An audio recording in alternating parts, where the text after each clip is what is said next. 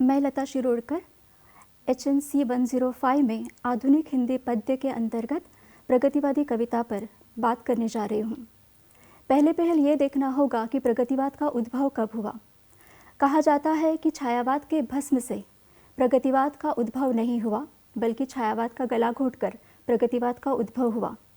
कारण ये है कि जब छायावाद अपने चरम उत्कर्ष पर था, कामायनी की रचना प्रकाशित हो चुकी थी, तब जयशंकर प्रसाद का निधन हो गया। महादेवी वर्मा ने लिखना बंद कर दिया। उसके बाद सुमित्रानंदन पंत, निराला, उन्हें लगा कि बहुत हो चुकी हवाई उड़ानें, अब हमें इस ठोस धरती पर कदम रखना होगा। और फिर सुमित्रानंदन पंत ने रूपाप के संपादकीय में ये स्पष्ट रूप से कह दिया कि अब हम प्रगतिवाद की तरफ रुख कर रहे हैं, और करते करते प्रगतिवाद की शुरुआत हुई। फिर आगे जाकर कई कवि इसके साथ जुड़ गए, लेकिन प्रगतिवाद का मूल स्वर क्रांति का स्वर है। प्रगतिवाद में कार्ल मार्क्स की विचारधारा का बहुत ज़्यादा प्रभाव दिखाई देता है, और इसीलिए प्रगतिवाद का कवि धरती के साथ जुड़ा हुआ है। धरती से असंबद्ध होकर सामाजिकता की भावना को दूर रखकर प्रगतिवादी कविता लिखी ही नहीं जा सकती। हम आज मुख्य रूप से प्रगतिवाद के उद्भव की बात करते हुए प्रगतिवादी कविता की प्रमुख प्रवृत्तियों की चर्चा करेंगे। पहली प्रवृत्ति है सामाजिक यथार्थवाद। हमें ये देखना होगा कि प्रगतिवाद का समय रहा है 1936 के आसपास। इसके पहले 1935 में प्रोग्रेसिव लिटरेचर एसोसिएशन की स्थापना हुई विदेश में, और उसके बाद भारत में प्रगतिशील लेखक संघ की स्थापना हुई। प्रेमचंद उस सम्मेलन के अध्यक्षता कर रहे थे, और उसके बाद मुख्य रूप से प्रगतिवाद अपनी धारा प्रवाह में आगे चल पड़ा। इसीलिए इस काल के कवियों ने समाज की समस्याओं को चित्रित किया, और उनका रुख हवाई कल्पना के बजाय सामाजिक यथार्थवाद पर था। उस समय जो सामाजिक समस्याएं थी, उसे बहुत ही यथार्थवादी ढंग से इन कवियों ने अपनी कविताओं के माध्यम से प्रस्तुत करने का प्रयास किया है। विशेष रूप से सुमित्रानंदन पंत, जो छायावादी कविता में प्रकृति के प्रति इतने आकृष्ट थे, वे ही प्रगतिवाद में आकर कहने लगे, देख रहा हूँ आज विश्व को मैं ग्रामीण नयन से, सोच रहा हूँ जटिल जगत पर, जीवन पर जनमन से।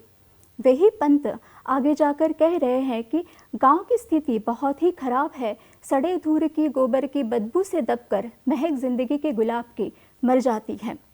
और इसीलिए प्रगतिवाद का कवि बहुत सचेत होकर उस समय की जो सामाजिक समस्याएं थी, यानी 1940 के आसपास, 35 के बाद जो समस्याएं उभर कर सामने आ रही थी, बेरोजगारी है, गरीबी है, कर है, आदि विभिन्न समस्याएं हैं, राष्ट्रीय भावना है, वो सारी समस्याएं इस काल की कविताओं में चित्रित होती हैं।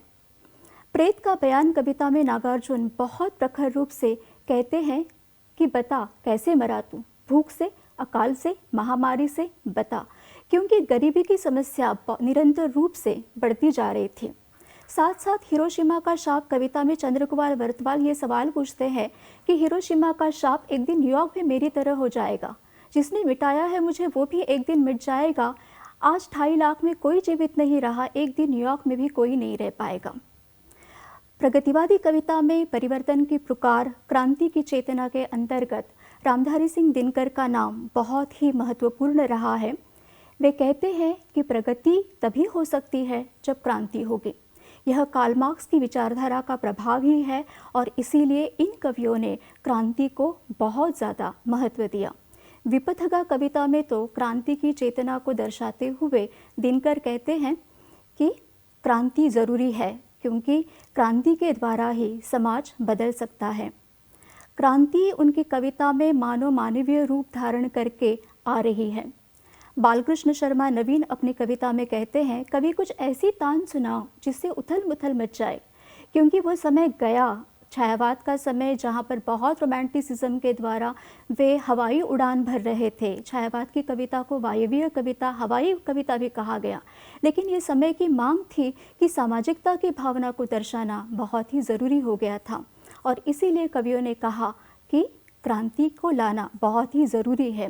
विपथगा कविता में क्रांति का चित्रण करते हुए, क्रांति नाचते हुए छुम छुम छुम छुम छनन छनन करते हुए आ रही है। प्रगतिवादी कविता में मुख्य रूप से व्यंग को बहुत ही अच्छे ढंग से चित्रित किया गया है, और उसमें नागार्जुन का बहुत बड़ा योगदान रहा है। नागार्जुन ही है जो ये कह सकते हैं कि जब भारतवासियों के पास रोटी, कपड़ा, मकान की प्राथमिक आवश्यकताएं नहीं है तो मैं सड़क पर जाकर आवाज़ उठाना चाहूँगा। मैं समुंदर के किनारे ऐसे ही बिना कपड़ों के खड़े रहने की वो बात सिर्फ नागार्जुन कह सकते हैं बड़े धड़ल्ले के साथ। और मुझे लगता है कि नागार्जुन के बाद धूमिल कवि रहे हैं जो बाद में आए समकालीन कविता के अंतर्गत, जिनमें वो ताकत थी कि हे भाई है, अगर चाहते हो कि हवा का रुख बदले तो संसद जाम करने से बेहतर है सड़क जाम करो। और उसकी शुरुआत धूमिल में जो प्रखरता नज़र आती है, उसकी शुरुआत कहीं ना कहीं हमें नागार्जुन में वो बहुत प्रखर रूप से नज़र आती है। और इसीलिए नागार्जुन अपनी कविता में कहते हैं कि आज़ादी मिल गई, लेकिन आज़ादी के बाद हमें क्या मिला? कागज़ की आज़ादी मिलती ले लो दो दो आने में। प्रगतिवादी कविता में राष्ट्रीयता और अंतर्राष्ट्रीयता की भावना को भी दर्शाया गया है। हमारा भारत देश, उसको आज़ाद दिलाने के लिए, कराने के लिए हमें क्या करना चाहिए, किस प्रकार से प्रयास करना चाहिए, शिवमंगल सिंह सुमन की कविता में बहुत अच्छी तरह से व्यक्त हुआ है। वे लिखते हैं, वेदी पर बैठा महाकाल कुछ माँ मांग रही है आहुति, स्वतंत्रता की ज्वाला में पल भर भी पड़ असमंजस में, पद भूल न जाना पथिक कहे। हमें हमारे देश के लिए आहुति देनी है, हमें भारतवासियों को प्रेरित करना है। राज्य की क्रांति हो, देश की क्रांति हो, राष्ट्र की क्रांति हो, फ्रांस की क्रांति हो, रशिया की क्रांति हो, ये सारी क्रांतिवादी विचारधाराएं प्रगतिवाद का मूल स्वर रहा है। जबकि प्रगतिवादी कवि सामाजिक भावना के साथ जुड़े हुए थे और इसीलिए इनकी कविता में जो प्रेम का चित्रण आया है वो बहुत ही स्वस्थ है, सामाजिक है, घरेलू है। नागार्जुन अपनी पत्नी को याद करते हुए सिंदूर तिलकित भाल को नहीं भूलते हैं। त्रिलोचन शास्त्री के प्रेम का स्वरूप बहुत ही सामाजिक है और स्वस्थ है। प्रेम का चित्रण देखिए, यूं ही कुछ मुस्कुराकर तुमने परिचय की वह गांठ लगा दी, था पथ पर मैं भूला भूला, फूल उपेक्षित कोई फूला, जाने कौन लहर थी उस दिन, तुमने अपनी याद जगा दी। क्योंकि प्रगतिवादी कवि जानता है कि उसकी समाज के प्रति जिम्मेदारी है। सामाजिक प्रतिबद्धता की भावना बहुत ज़्यादा होने के कारण इनका प्रेम बिल्कुल एकांगी नहीं है। क्योंकि मुझे जगत जीवन का प्रेमी बना रहा है प्यार तुम्हारा, चाहे वो प्रेमिका हो, चाहे वो पत्नी हो, लेकिन उस प्रेम में सामाजिकता की भावना, सामाजिकता की झलक मुख्य रूप से नज़र आती है। प्रगतिवाद की एक अन्य प्रवृत्ति के रूप में हम कहेंगे कि शोषक और शोषित वर्ग का चित्रण। प्रगतिवाद पर कार्ल मार्क्स की विचारधारा का प्रभाव होने की वजह से उन्होंने सर्वहारा वर्ग का पक्ष लिया है, जिसका शोषण पूंजीपतियों, कैपिटलिस्ट सोसाइटी के द्वारा किया जाता है। उन्होंने सर्वहारा वर्ग का पक्ष लेते हुए पूंजीपति वर्ग को कोसा है और बड़े स्पष्ट रूप से वर्ग विहीन समाज की कल्पना की है। समाज को बेहतर बनाना है तो हमें सर्वहारा वर्ग को साथ लेकर जाना होगा, उनके हक को मार कर नहीं। क्योंकि हे मजदूर, तुम सारी चीज़ों के कर्ता हो लेकिन तुम उन सारी चीज़ों से दूर हो, ये वाली बात प्रगतिवाद में नज़र आती है। क्योंकि इसके पहले जो कविताएं लिखी गई थी वहाँ निम्न वर्ग का चित्रण बहुत कम मात्रा में पाया जाता है, लेकिन प्रगतिवाद का मूल स्वर ही शोषक और शोषित का चित्रण रहा है। इनके यहाँ सिर्फ मजदूर ही शोषित नहीं है बल्कि स्त्री भी है, और इसीलिए उन्होंने कहा है, योनि नहीं है रे नारी, वह भी मानवीय प्रतिष्ठित, उसे मुक्त करो।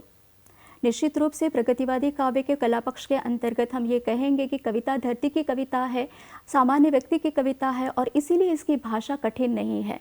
क्योंकि वो जनता को प्रेरित करने के लिए, सामान्य व्यक्ति को प्रेरित करने के लिए कविता लिखी गई थी, और इसीलिए इसकी भाषा शैली बहुत ही सरल है। क्योंकि इन्हें सिर्फ कविता अपने स्वांतः सुखाय के लिए, अपने सुख के लिए नहीं लिखनी थी, उन्हें कविताओं के द्वारा समाज को प्रेरित करना था, समाज में परिवर्तन लाना था, समाज को गतिशील और विकासशील और परिवर्तनशील करना था। और इसीलिए प्रगतिवाद अपने आप में मुख्य रूप से एक स्वतंत्र चेतना के रूप में उभर कर सामने आया। लेकिन दुर्भाग्य की बात यह है कि आगे जाकर अनेक वाद विवेश सामने आए, लेकिन प्रगतिवाद अपनी धीमी गति से चलता रहा। क्योंकि प्रगतिवाद के जो कवि थे, जिन्हें अपने बड़ी निष्ठा के साथ अपने दायित्व का निर्वाह करना था, वे निर्वाह करते हुए नजर नहीं आए, और इसलिए धीरे धीरे उसका प्रवाह धीरे धीरे कम होता गया।